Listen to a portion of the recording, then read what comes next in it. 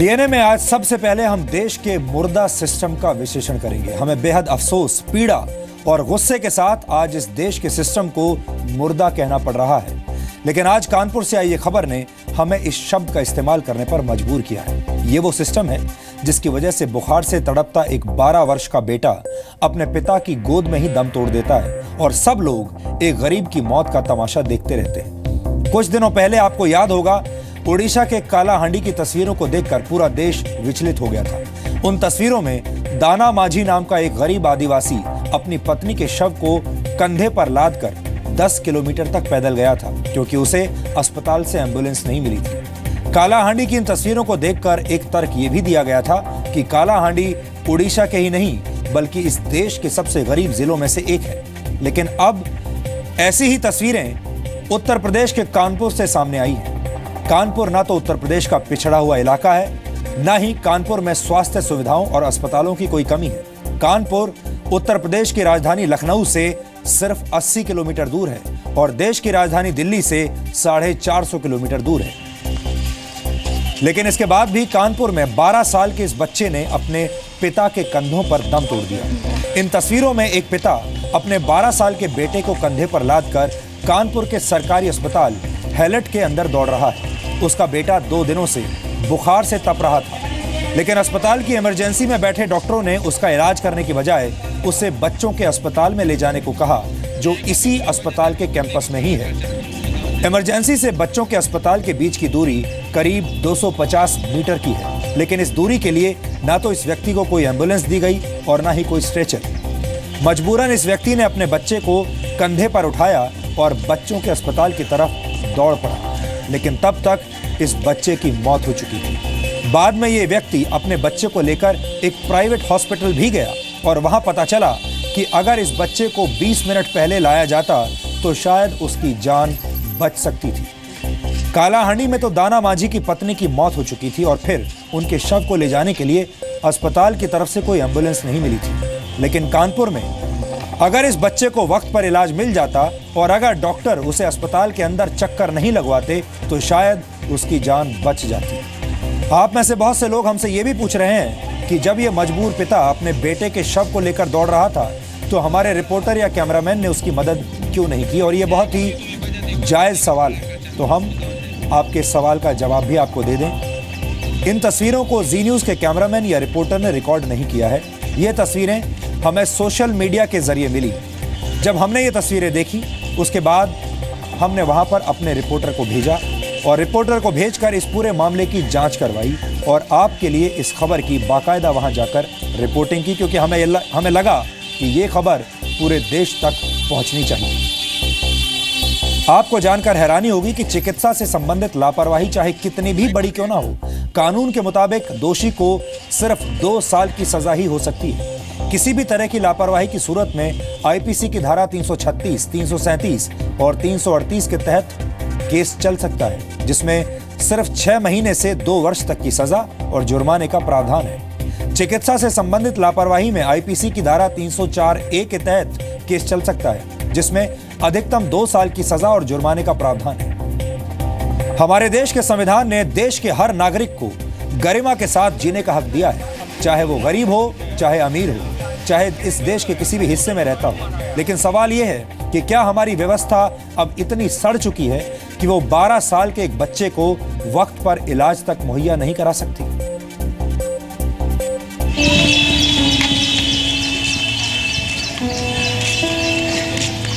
वहां पे लेके गए एजेंसी बताया कि 20 मिनट पहले आते थे आपका बच्चा बच जाता।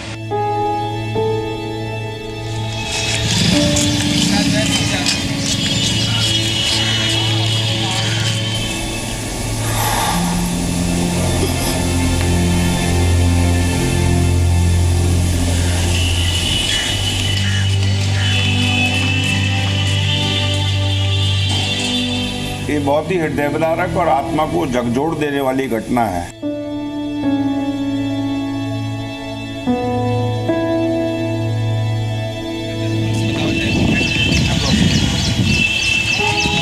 ये तस्वीरें इंसानियत से आपका भरोसा उठा सकती हैं।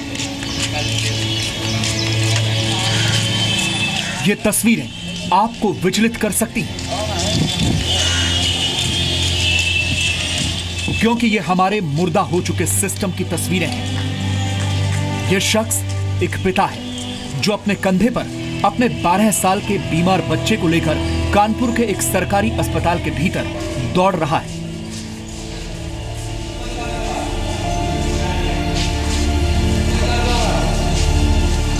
वो एक डॉक्टर को खोज रहा है जो उसके मरते हुए बच्चे को बचा ले।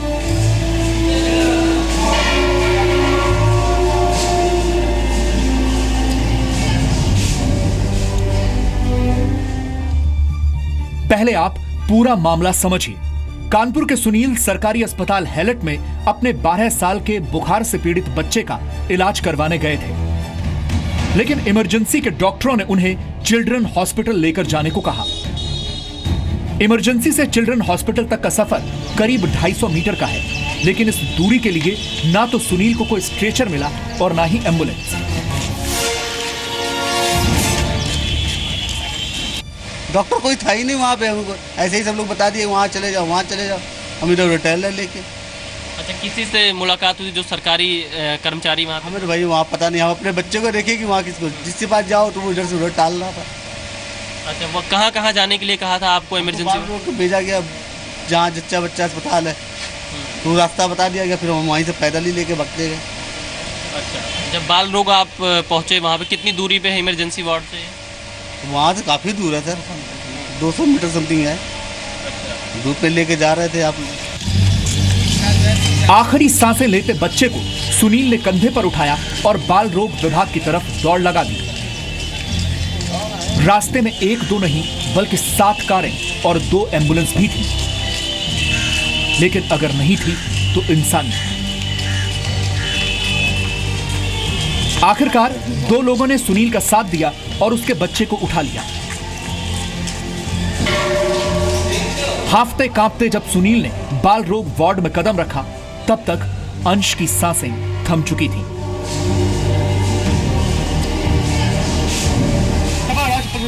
अचानक बुखार आया। रात को अचानक बुखार आया था। लेकिन सिस्टम की लापरवाही यहीं पर नहीं थमी। सुनील जब मृत बच्चे को अपने घर लेकर जा रहे थे तो बच्चे के शरीर में कुछ हरकत हुई। वो उसे एक प्राइवेट हॉस्पिटल लेकर गए तो वहां के डॉक्टरों ने कहा कि अगर 20 मिनट पहले ले आते तो शायद बच्चे की जान बच जाती। इसीलिए सुनील को अब उन जूनियर डॉक्टरों की क्षमता पर भी शक हो रहा है जिन्होंने उसके बच्चे को मृत घोषित किया था। जब आप बाल अस्पताल में पहुंचे तो डॉक्टरों ने बच्चे को देखा, कुछ चेक किया, डॉक्टर मिले थे वहाँ की? नहीं, डॉक्टर थे कि वो जूनियर डॉक्टर थे, कौन था ये तो मन पता। नए लड़के टाइप के थे, एक लड़की थी एक लड़का था। अब वो डॉक्टर है क्या है, उन्होंने मृत घोषित किया, वहाँ से लेके चल दिए। बाल अस्पताल में वहाँ डेट घोषित कर दिया गया कि आपका बच्चा नहीं है। तो उसको लेकर के जब मैं आया हूँ तो ये हमारे घर के बाहर ही चौराहे पे ही बच्चे की बॉडी ने रिएक्ट किया, मतलब एक झटके टाइप में बॉडी ने लिया। तो ये हुआ कि बॉडी में सांस है, प्राण। उसको लेकर के यहाँ कानपुर का एक हॉस्पिटल है, प्राइवेट हॉस्पिटल, रीजेंसी हॉस्पिटल, वहाँ पर लेकर गए तो डॉक्टरों ने देखा बच्चे को। देखने के बाद कहा कि आप 20-25 मिनट लेट हैं, अगर आप 20-25 मिनट पहले आ जाए तो आपके बच्चे को बचा लिया जाता। सवाल यह भी है कि अगर हैलट अस्पताल की इमरजेंसी में ही डॉक्टरों की संवेदनाएं जाग जाती तो अंश की जान बचाई जा सकती थी। हालांकि डॉक्टरों का दावा है कि उन्होंने पूरी जांच पड़ताल के बाद ही बच्चे को मृत घोषित किया था। बस बच्चा जब आया था तो हमने उसे रिसीव किया, उसके हमने हार्ट रेट चेक की, रेस्पिरेशन नहीं था, हार्ट रेट चेक की, हार्ट रेट भी नील थी। हमने प्यूपल्स देखे, प्यूपल्स फिक्स एंड डायलेटेड थे। तो फिर मैंने अपने को JR2 को बुलाया, कंफर्म किया कि हार्ट रेट नील है, प्यूपल्स डायलेटेड है, तो हमने उसको डिक्लेयर कर दिया। अंश का पूरा परिवार सदमे में है। माँ तो रो रो कर बेहोश हो रही है और दादी को समझ में ही नहीं आ रहा कि एक ही झटके में अचानक से उनके परिवार के साथ ये क्या हो गया।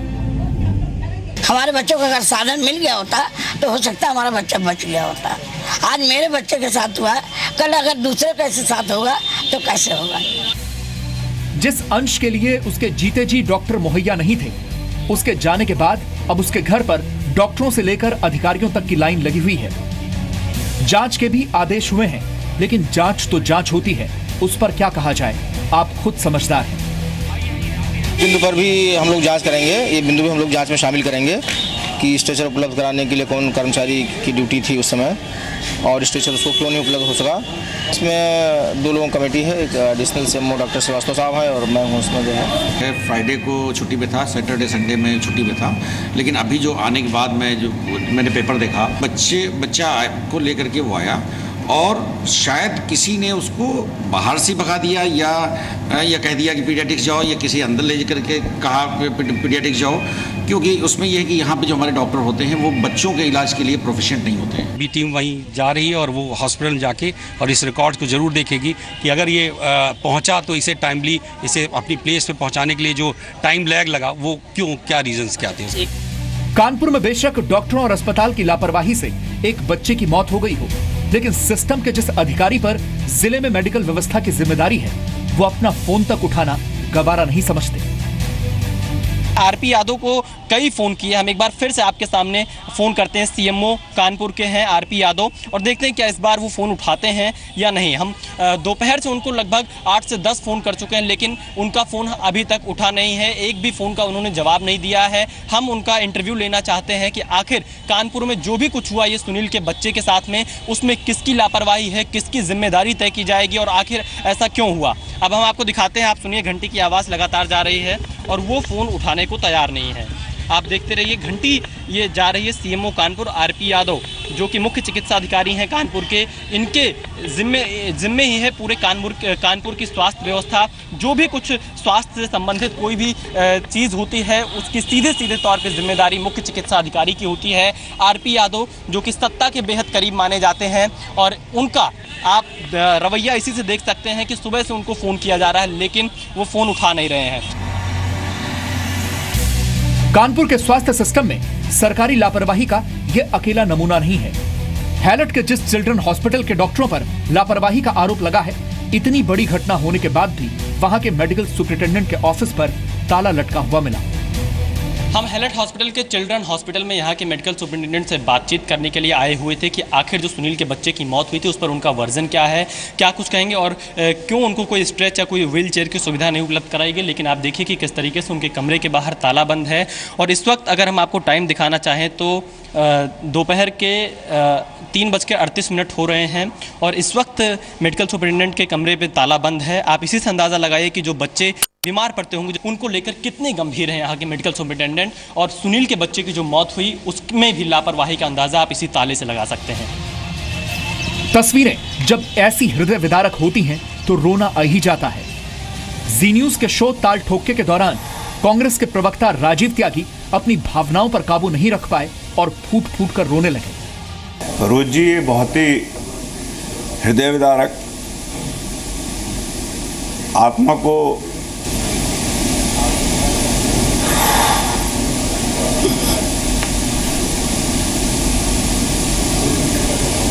ये बहुत ही हृदय विदारक और आत्मा को झकझोर देने वाली घटना है और मैं इसके लिए सिर्फ और सिर्फ देश के राजनीतिक सिस्टम को जिम्मेदार मानता हूं। लेकिन अंश की मौत के बाद भी हैलट अस्पताल की तस्वीर सुधरी नहीं है। अपनी झुकी हुई पीठ पर इस महिला ने तो अपने घायल बेटे को उठा रखा है, लेकिन आप कह सकते हैं कि यूपी का मेडिकल सिस्टम भी ऐसे ही झुके हुए कंधों पर घिसट रहा है। उन्नाव की रहने वाली सरवरी के बेटे के पैर में फ्रैक्चर है।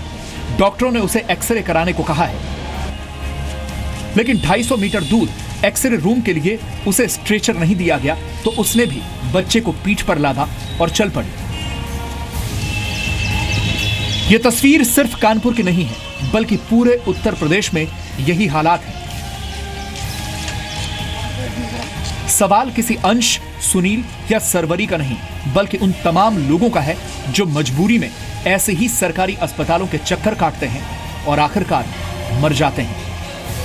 कानपुर से राजेश अग्रवाल के साथ विशाल पांडे, जी मीडिया। यह रिपोर्ट बताती है कि देश का हेल्थ सिस्टम खुद ही किसी आईसीयू में भर्ती है और उसे जल्द से जल्द किसी बड़ी सर्जरी की जरूरत है। हमारे पास देश और उत्तर प्रदेश की बीमार स्वास्थ्य सेवाओं से जुड़े आज कुछ आंकड़े हैं जिन्हें आपको बहुत ध्यान से देखना और सुनना चाहिए। हमारे देश भारत में इस वक्त स्वास्थ्य के क्षेत्र में स्किल्ड ह्यूमन रिसोर्स यानी इस पेशे से जुड़े हुए 64 लाख ट्रेंड लोगों की कमी है। 132 करोड़ की जनसंख्या वाले इस देश में इस वक्त सिर्फ 20,306 सरकारी अस्पताल हैं, जो बहुत कम है। यानी एक सरकारी अस्पताल पर करीब 61,000 लोगों का बोझ है। अगर अस्पताल में मौजूद बेड्स की बात की जाए तो हमारे देश में 1,833 लोगों पर सिर्फ एक बेड मौजूद है। सरकारी अस्पतालों का हाल बेहाल है, इसलिए लोगों को अपना इलाज प्राइवेट अस्पतालों में करवाना पड़ता है। देश के ग्रामीण इलाकों के 72% लोग और शहरी इलाकों के 79% लोग अपना इलाज प्राइवेट अस्पतालों में करवाते हैं। भारत में 1,400 लोगों पर एक डॉक्टर है, जबकि वर्ल्ड हेल्थ ऑर्गेनाइजेशन के मुताबिक 1,000 लोगों पर एक डॉक्टर कम से कम होना चाहिए। भारत को अगर इंटरनेशनल स्टैंडर्ड्स पर खरा उतरना है तो 2020 तक देश को 4 लाख अतिरिक्त डॉक्टरों की जरूरत होगी। लेकिन अब चुनौती यह है कि ये 4 लाख डॉक्टर्स आएंगे कहां से। उत्तर प्रदेश में यह समस्या बहुत बड़ी है। करीब 20 करोड़ की जनसंख्या पर उत्तर प्रदेश में सिर्फ 861 सरकारी अस्पताल हैं। यानी उत्तर प्रदेश का हर सरकारी अस्पताल करीब 2,30,000 लोगों का इलाज कर रहा है। इन सरकारी अस्पतालों में सिर्फ 56,000 बेड्स उपलब्ध हैं। यानी सरकारी अस्पतालों के हर एक बेड पर 3,499 लोग हैं। जाहिर है ये आंकड़े चिंता का विषय हैं। वैसे तो हमारा देश मंगल ग्रह तक पहुंच चुका है, चांद तक पहुंच चुका है और विश्व गुरु बनने के सपने भी देखता है। लेकिन जब तक देश की स्वास्थ्य वाली समस्या का इलाज नहीं होगा, हम आगे नहीं बढ़ सकते, क्योंकि आगे बढ़ने के लिए स्वस्थ देश का होना जरूरी है। कहने को तो हमारा देश निजी संपत्ति के मामले में दुनिया का 7वां सबसे अमीर देश है, लेकिन इससे जुड़ा हुआ सबसे बड़ा विरोधाभास यह है कि दुनिया के 7वें सबसे अमीर देश में करीब 29 करोड़ लोग ऐसे हैं जो गरीबी रेखा से नीचे हैं और उनके पास खाने के लिए भी पैसे नहीं हैं। जाहिर है ऐसे लोग अपना इलाज भी नहीं करवा सकते और यही वजह है कि हमारे देश में गरीब होना किसी अपराध से कम नहीं, क्योंकि हमारा सिस्टम गरीबों के जीवन और उनकी मौत का मजाक उड़ाता है और गरीबों की मजबूरियों का तमाशा देखता है। सिस्टम के ऐसे व्यवहार की वजह से अक्सर गरीबों को यह लगने लगता है कि उनकी गरीबी ही उनका सबसे बड़ा अपराध है। यह स्थिति हमें कई खबरों में भी दिखाई देती है और आज कानपुर से आई इस खबर में भी हमने यही पीड़ा देखी है। उम्मीद है सिस्टम हमारी खबर को देखकर जागेगा और इस पीड़ा को अपनी पीड़ा समझेगा। हमारा सिस्टम गरीबों को लेकर इतना संवेदनहीन है कि वो गरीब की मौत को मौत मानता ही नहीं। वो सिर्फ अमीरों और समर्थ लोगों की मौत का ही संज्ञान लेता है और अमीरों के ही आंसू पोंछता है। गरीब के आंसू किसी को दिखाई नहीं देते। हमारे देश में असहनशीलता को लेकर बड़ी बड़ी बहस होती हैं, बड़े बड़े डिबेट्स होते हैं। अंग्रेजी में इसे इंटॉलरेंस भी कहते हैं और बहुत सारे बुद्धिजीवियों की शिकायत है कि हमारे देश में इंटॉलरेंस बढ़ती जा रही है। लेकिन जिन मुद्दों को लेकर असहनशीलता होनी चाहिए, उन्हीं मुद्दों पर हमारा समाज और सिस्टम सबसे ज्यादा सहनशील होता है। यानी जिन मुद्दों को लेकर जीरो टॉलरेंस होनी चाहिए, सबसे ज्यादा टॉलरेंस उन्हीं मुद्दों पर है। और इसका कारण यह है कि इन मुद्दों में राजनीति नहीं है। इन मुद्दों पर आप वोट के बड़े बड़े बैंक खड़े नहीं कर सकते और इसीलिए ये मुद्दे पीछे छूट जाते हैं। लेकिन आप सबको इन्हीं मुद्दों को देश का सबसे अहम मुद्दा बनाना पड़ेगा और ये काम सिर्फ आप कर सकते हैं।